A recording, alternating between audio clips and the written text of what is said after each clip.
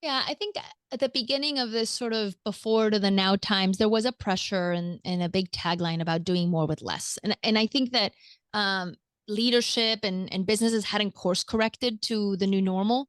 And so, yeah, the targets were too high, but we were still cutting people, et cetera.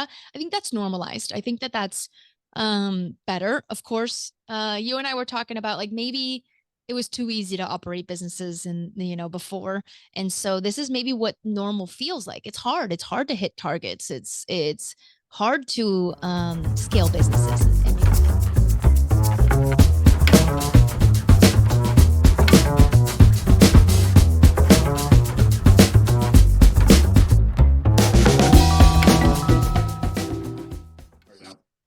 All right, welcome everybody to this episode of the RevAmp podcast. Really excited to have Jen here with us to chat about the kind of new expectations, the new world we live in when it comes to RevOps and some of the things that we can do to fortify ourselves and remain competitive in the space going forward.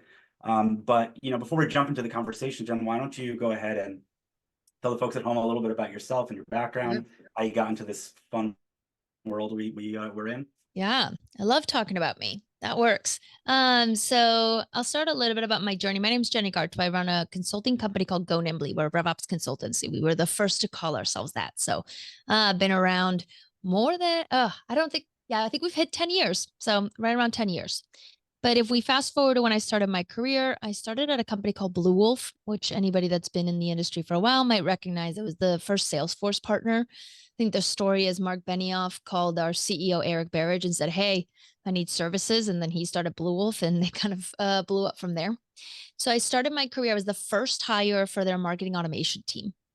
So I was there to learn Eloqua and Marketo and HubSpot and these marketing automation tools because they saw that as a new business line. And pretty quickly, I realized that anything I did in that system or anything I did with the marketing team or top of funnel was affecting sales. And if I didn't have their buy-in, I had trouble. I also learned the hard way. I would clean up data in one system and then 10 minutes later it'd be dirty again. And I didn't know why. And so I got very obsessed with the idea of like, I needed to unify these teams. And even more so, like, why is it that they're so misaligned when it's so obvious that they're actually on the same page? We should be mad at finance. They're the ones not giving us budget. Why are we mad at each other? And fast forward, a few years, that's when we started Go Nimbly. We had the original tagline before RevOps is unify the business stack. And we were breaking down tech silos and data silos and eventually people silos. And that's really the precipice of Go Nimbly. Yeah, that's super fascinating. You've had a really great kind of viewpoint of the evolution that's been going on, right? I assume at that when you're at Bluewolf, at least when it started, the concept of revenue operations was probably not in the lexicon the way it is now. No, it wasn't. So, you came to the same conclusion I think a lot of people came to later, which is that these things cannot exist in a vacuum. They all impact each other. And so that was a clear evolutionary step in RevOps.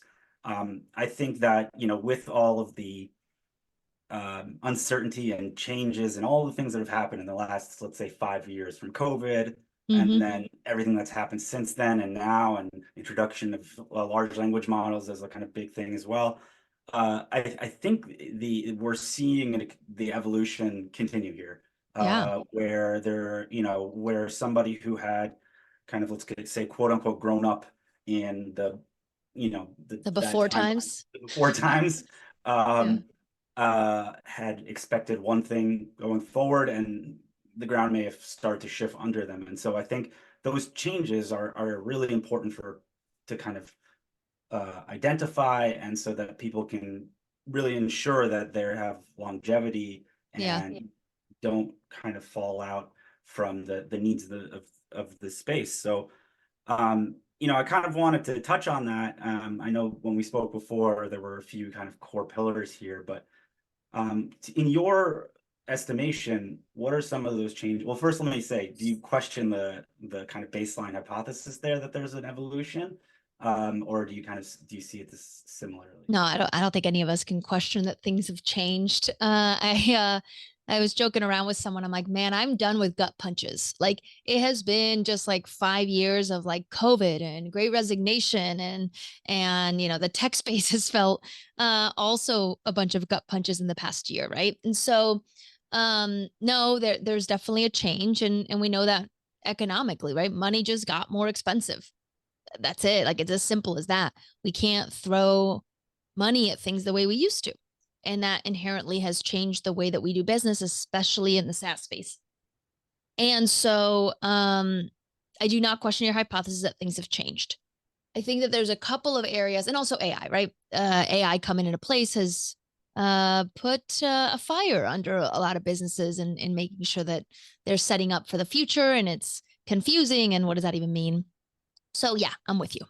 I would say that there is also one other thing, and I'm of this generation too. Of course, you never think that you're the one at fault, so I I think I'm great and didn't do anything wrong. But I will say that any of us that grew up in this era of a lot of money and a lot of growth and a lot of, quite frankly, tech throwing money at humans, and also all US based, right? We were so willing to just hire a ton of very expensive people in San Francisco and New York. It was wild. And we were paying these insane salaries. I think that's normalized a little bit. I think also with the um, it is harder to operate companies. It's harder to operate SaaS companies. Our roles have gotten more difficult. I do think there's a generation that's being left behind that doesn't have the grit and the willingness to work in a hard industry, because it hasn't always been hard. People were making tons of money and their stock was worth a ton of money. Now there's more risk and expectations are higher.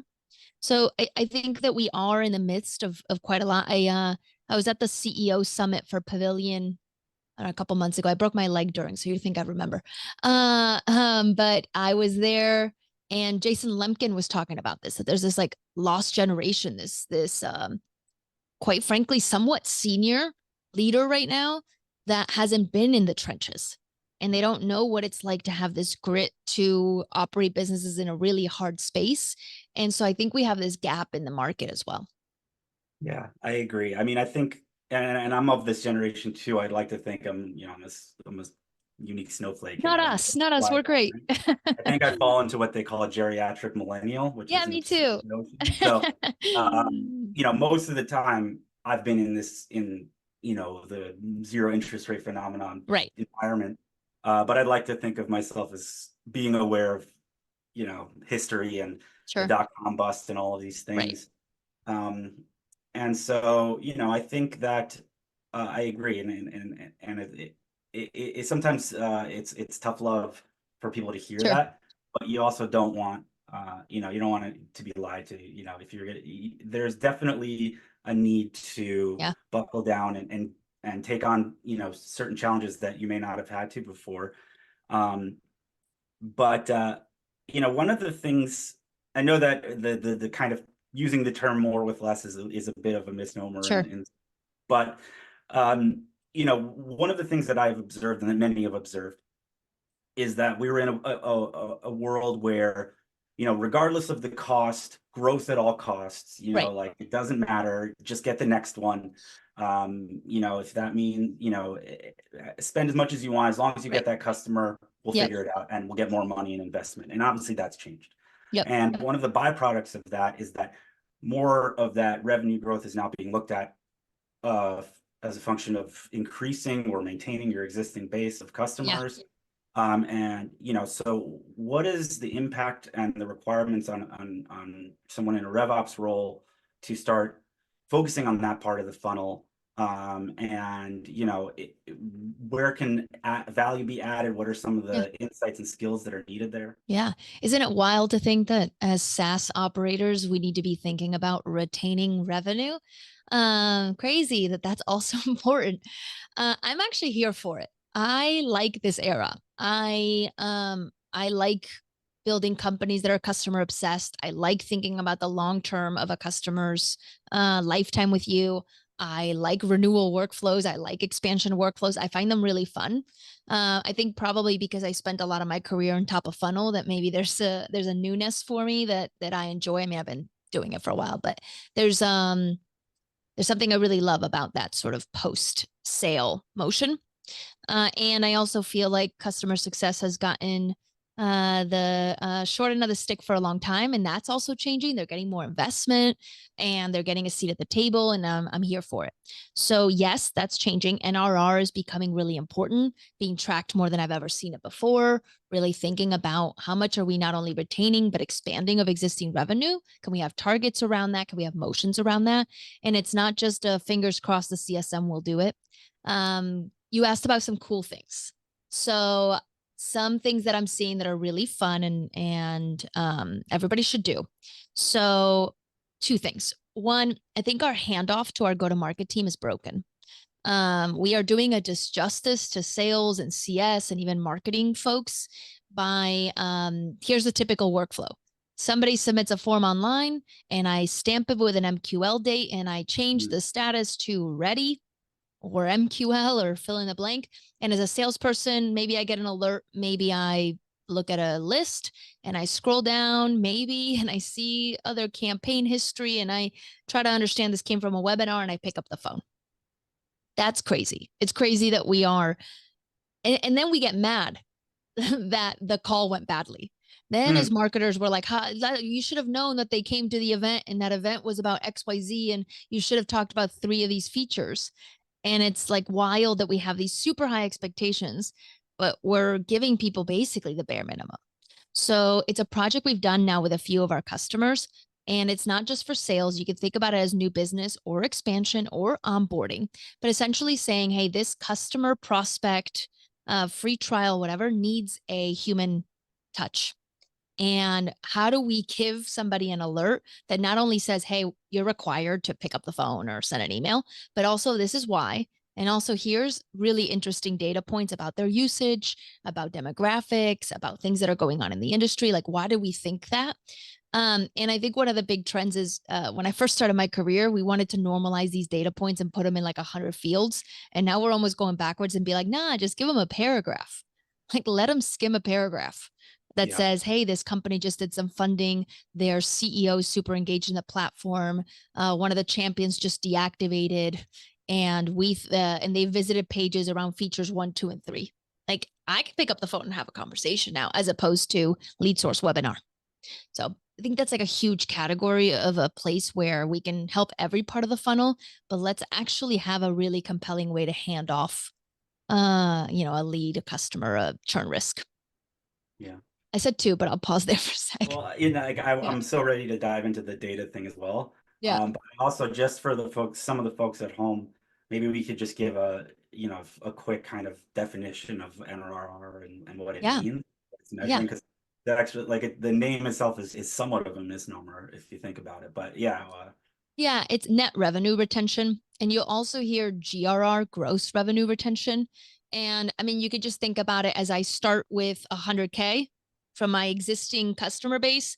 And if I end at 120K, I have 120% NRR. Right. It includes expansions. And then gross NRR does not include expansions. So at 100K of customers, that 100K still exists with me, even if some of them expanded, that's 100. And if I churn 20, mine would be 80. And so one includes expansions, one does not. You can think about it like that. And it's obviously, it tells you whether or not your customers are staying with you, if they're renewing with you, and if they're expanding with you. Yeah. Yeah, I think the reason I was thinking of it as somewhat of a misnomer is because, like, especially in the SaaS world, there's often an expectation that NRR is above 100%. If you're seeing Because it includes expansions. Right, exactly. So Yeah. it's retaining and expanding. Yeah. And your GRR can't be over 100 because right. you're not including expansions. So it could only be it could only be 100 at best. Cool. Awesome. So back to your, you were saying about the expectations of context for a sales rep, right? Based on the kind of activity and not, giving them something to work with. And, in the before times, we always focused on structured data. We wanted a field and all these things, Right. and probably for reporting and whatnot. It's interesting that we're moving away from that, right? If you think about it in the context of structured versus unstructured data, where you want to provide context, unique context to each sales rep.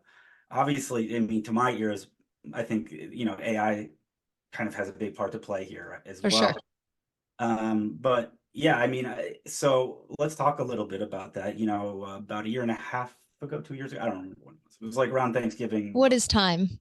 Right. It's a flat circle. It's not that long Yeah, on the scale of things since we all had even ever heard of anything called ChatGPT and everything that's come with it. And now it's taken off like crazy. I think there was some really big hype. Maybe that's been tempered a little bit. sure. But I guess from where you're sitting, what is the role of AI Mm. for somebody in an ops role today, and what should the expectations be going forward? What should we expect? Yeah. Here's what I'll say. We work with some of the most incredible SaaS companies. Okay. So I've had the pleasure of working with Twilio and Zendesk and Intercom and Watershed and Coursera and PagerDuty and these like really, really incredible companies. And I guess I just wanted to let everybody know, like, we're all figuring it out. Okay. So you're not sitting here not having done a bunch of AI work and you're feeling probably like you're being left behind. We're definitely all figuring it out. I think we're all kind of in the trough of disillusionment right now. Is it trough of disillusion or disillusionment? One of the two. We're in both. Yeah, I thought it was a trough uh, of despair. Oh, despair, disillusion. Yeah, something Yeah, along those lines. I think we're getting there, right? Because we thought this was going to be amazing, really easy to implement, etc. And then, just like anything else, understanding the problem space and what you're applying it to is just as important. And also, a lot of tools are including AI already. We didn't have to build it ourselves. I think like a really great champion of this is Gong, right? All your recaps, create like I use the follow-up email feature at the end of every sales call. If I'm in a sales call with you, yes, my email was AI generated. Like we're using all of that, being able to identify risk. It's also very good. Rattle does a nice job of this too, but basically saying, hey, we read between the lines and it looks like they don't have budget. Like this stuff is working. It's embedded in the tools that we're using. And so, yes, of course, it's lovely for you to create your own AI, everything, but it's catching up with us. Like these other companies are giving them to us as features. So I say all that to basically say it's okay. Nobody freak out. Nobody's figured this out. We're still early.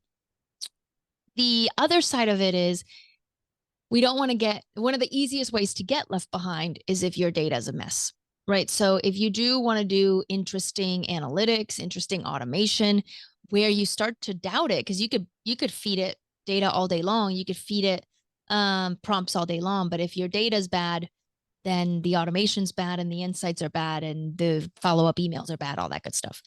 And so what we're seeing now that forever RevOps always comes in and says, hey, your data's a mess. We got to fix it. But it's really expensive and so easy to deprioritize that it gets deprioritized. Well, now I'm finding that it's getting prioritized. We're doing more because we track all the work that we do and we can see like trends within it. We're doing a lot more data normalization, data cleanup, and data integrity work than ever before. And some of it is automated. You can use lots of tools in there to automate the cleanup of your data. There is still a portion that is human led. And I think a lot of people try to hide that. Even your big platforms that do this have a team in Manila that is like executing and cleaning data. So I think there's a portion that can be automated, but the big outcome is you're going to have a normalized database that you can do automation and implement AI with. And I think that's the big thing is, there's no over investing in that right now. yeah, yeah, and I think I actually one of a previous guest that I spoke to pointed this out, which I hadn't considered. There's a direct correlation between according to this person that from what he's observed, the between the size of the company and the level of adoption of AI, meaning it's inverse. I was The going to say, yeah, yeah, the less it's kind of made its way through. I Um, agree. and that's an interesting thing. I like that just as somebody who likes Startups. the scrappiness. Yeah, I like that. And yeah, I hope it's true. I've not seen it is true. yeah. It is true, but I think it's true in a lot of industries whenever you have anything that feels risky, right? Automation is risky. People are afraid of their data, etc. The older, more like to use a term in, oh my gosh, what do I call it? In organizational design, these companies are more brittle. And so they take innovation a lot less when you're just bigger and more risk averse. It's the same thing. I'm going to do a really weird parallel, but it's because it's 420. If you look at it's 422, but it's in the Yeah, I was like, spirit, well, I was like, in is the in the spirit, in the spirit. It's 420 week. And if you think about cannabis tech, it's not that any cannabis tech is not repeatable by a company that already exists. POS systems, CRM, banking, logistics, like they could have done it, but they were too risk averse to go after it. And so that's why you had all these startups that were able to capitalize on that risk. It's similar in that way where it's like they're going to let the smaller, more nimble, more quite frankly chaotic, more willing to do lots of different things. They're going to be the ones innovating. Um, and you'll see that a lot of innovation that happens at giant companies is through acquisition of startups or through creating a startup within the company, because you need to be able to move quickly, make decisions, and take risks. And it's hard to do that in a bureaucratic place. So I don't know for a fact that your guest was right, but from what I know, I would put money on it. Yeah. Yeah. I mean, it's an interesting phenomenon, I guess. So, there's a lot of fear, I think, just broadly. Mm, Some of it realistic, some of it maybe inspired by sure. science fiction, that, one day where there will be no jobs or anything like that. Yeah, I can say that I'm of the opinion that it's not going to be an AI that takes over your job. It's going to be a human that knows how to leverage sure. AI that will likely. Also, take my job. Yeah, it's a What if we tough. had all the machines do the work and we could all hang out? Like maybe there's a world where we reduce the amount of hours we work and we have the machines do the work. I just wish the machines were doing the hard work, the mundane, the like data entry, and we got to do the interesting, cool stuff. And stop teaching robots to paint. I'll paint. We can all paint. And so I do think that it's like the type of work. I would Mhm. love to be seeing machinery do the work that we don't want to do and AI do the work that's really hard for us to do. And we do the other, like we do the more innovative, interesting connection, relationship building kind of work. Take sellers, for example, right? That's the big fear is like the SDR role will change or it will go away or we'll take the SDR's job. We should. They don't like that job either. An SDR doesn't want to send 1,000 emails a week and be clicking, a Chrome extension on LinkedIn and updating data and, clicking around, and they don't want to do that work. They want to do the interesting work. So great, we automate that and they become somebody that is more in charge of the experience. Their role's going to change. They're going to have to know their product much deeper, know the industry much deeper, be more of business analysts.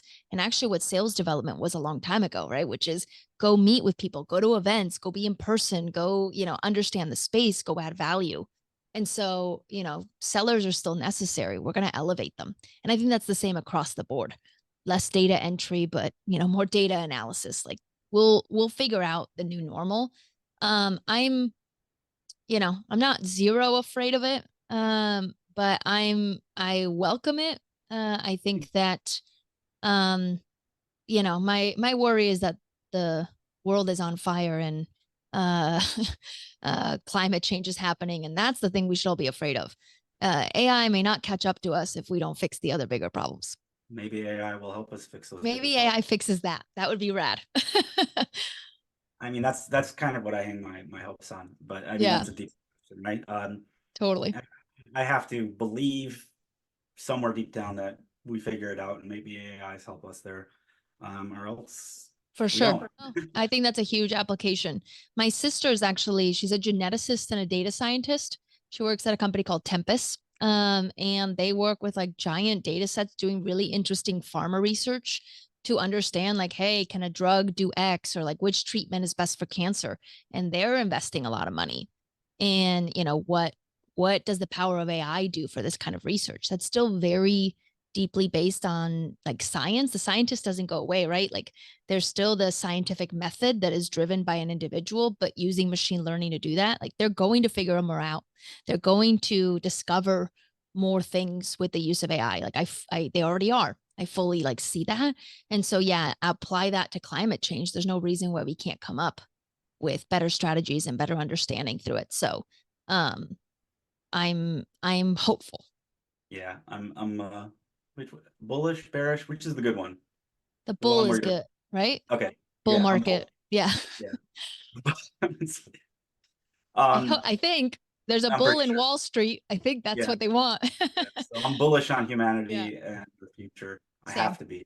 Yeah, Um, so kind of rounding it out, there were kind of three core changes I think that we kind of touched on before we started, and I think the final one was around kind of getting back to the simplicity of things, not trying to do sure. so much, not trying to get overly complicated that could apply to your tech stack. It could apply Hmm. to the things you're actually focused on, but maybe you can help kind of distill that down for me and understand kind of what that really is kind of about. Yeah, I think at the beginning of this sort of before to the now times, there was a pressure and a big tagline about doing more with less. And I think that um, leadership and businesses hadn't course corrected to the new normal. And so, yeah, the targets were too high, but we were still cutting people, et cetera. I think that's normalized. I think that that's better. Of course, you and I were talking about like maybe it was too easy to operate businesses and before, and so this is maybe what normal feels like. It's hard. It's hard to hit targets. It's hard to scale businesses, and maybe that's okay. But I think that what I'm seeing more of is this back to basics mindset, less customization, more tech consolidation, integrating things fully, knowing that we can't have standalone tools, preferring to just not do it if you're not going to have the space to do it. These are maybe what I would call first principles that I think especially RevOps is they've been hurt before and they're now saying, no, you know what? I'm not doing it if I can't integrate it. You can't have this tool sort of hanging on, or we can't run three different go to market, you know, uh, uh, strategies at the same time. And so I'm seeing a lot more of focus and the know your bets and make them fully. And I think that's actually really powerful. I think companies that have focus are the ones that are going far. And knowing that, for example, if you're a sub $5 million business and you've got four go to market motions, you're not going to do any of them right. Right. Like focus on nailing one, then two, then three, instead of trying to go to market all at once. And so do you think it's kind of incumbent on somebody in a RevOps role to actually do that, to be like, we're not going to do this. Like I'm putting my Gandalf stick down and you Mm, shall not pass. We have yeah. to, yeah. It'd be beautiful if I thought that RevOps always had that authority to be like, no, you know what, we're not doing that. That's not always how it comes. I think that it's a driving force. I think that the best operators are really great storytellers Mhm. and they're really good program managers. And so how that might go is the marketing team and the sales team and the CS team all have these motions, and we're saying a new partner motion and a new self-serve motion, and we're like, wow, that all sounds really amazing. Let me put that into a roadmap and show you what I can or cannot get done. And the fact that like we can't nail this, we have to, and it's more of a coaching mindset that I've seen. The places where you have very senior RevOps leaders or CROs with operational backgrounds, which I think is happening more and more. And I expect in the next 10 years that all these VP of RevOps will become CROs and we'll have this wave of very technical and very operations minded CROs. And I think that that's coming. In those cases, yes, I foresee them being there right at the beginning when they're coming up with, I don't know, all the strategies and the OKRs for the year and the vision of where the company's going. Then yes, then it can be a single individual coming in and being like, no, like working with the CEO directly. If that's not you, if you're sitting a layer down, et cetera, I think what you can do is come with the information, come with, I like to yes and in these situations, but give all the information where I go, that all sounds awesome. I also want to do a partner motion. I also want to do self-serve. I also want to do a community-led strategy and a podcast and, events and everything else. I want to do it all. Here's systematically what we can get done. And either you give me more money and more headcount, because my RevOps team is a reflection of my roadmap. Like I'll be able to do that. And my roadmap needs to be proportionate to what my business can do. And so if all that aligns, then I have the power to have that conversation. So what you're seeing are kind of beginnings of that CRO role becoming more of an Yeah, operations kind of next step. Whereas I think, unfortunately, often it seems like just a increase in title for VP of sure. sales, right? Like often Yeah, it's just a replacement for chief sales officer. sure.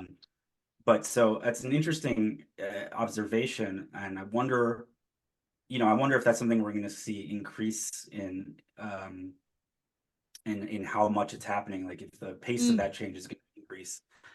Yeah, I mean, you As need the we, experience, right? And so I think that right now, RevOps has obviously had a lot of investment, so like we just have more people with a full experience of what it's like to run sales, marketing, and CS. And those are the people that are just really well set up to be a CRO who actually has the ear of marketing and CS and understands, fully all the pains and knows that if I fix some top of funnel things, then my meeting conversion rate will increase. And I'm not just focusing on hiring more SDRs. Like those are the kind of experience that can be elevated into that role. I I think yes, there are some CROs that are just VP of sales with a new title. Of course that exists. And sales is sometimes the easiest one to take a bet on. So it's like if you're risk averse, if the business is like really breathing down your neck, then hiring two AEs feels like the easier thing than trying to fix a top of funnel problem. So I get it. I have a lot of empathy for that role. And I don't really love, like, I think that we've latched on to that. Um, and I don't mean to be, I feel like I'm being a bitch right now. I think it's a valid point, Mark. But I do think that it's like one of those things that's been a little bit of like the, LinkedIn hole of like SDRs are dead and outbound is dead and CROs are just VP of sales. I think a lot of CROs are trying to do the CRO role. Some of them may or may not have the skill, and I don't think that there are some bad CROs, of course, but I think for the most part people are trying to elevate themselves into that role and working really hard to do that. It's just with the amount of changes we've gone through in the last year and a half, it's very hard. And those people don't stay in that role for very long. So they don't have time, to get in there and do it. So I guess I have a lot of sympathy for the CRO role and even folks that have really big depth in sales. I think they are trying to expand into the other places yeah, from my and experience. yeah, and I wasn't trying to downplay or the value of Yeah, the CROs. I think they're all. totally. It's just We love them all. We love them all. if any CROs are watching right now, you're the We love best. you. You're the best. So, I think this has been fantastic. I could probably talk about this all day, every day. I'm really looking forward to getting to see your session at the upcoming event, the RevOps co-op Yeah. event, RevOps AF in San Diego, in May. Yeah. Um, May but 28th. on the 28th, yeah. Very excited. We're gonna be there. We're gonna have a very special guest with us, I Ooh, think.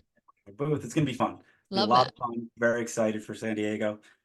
Before we sign off here, why don't you tell the folks at home where they can maybe learn a little bit more about you, or go Nimbly, or follow you on any sort of socials? Totally. You can follow my TikTok.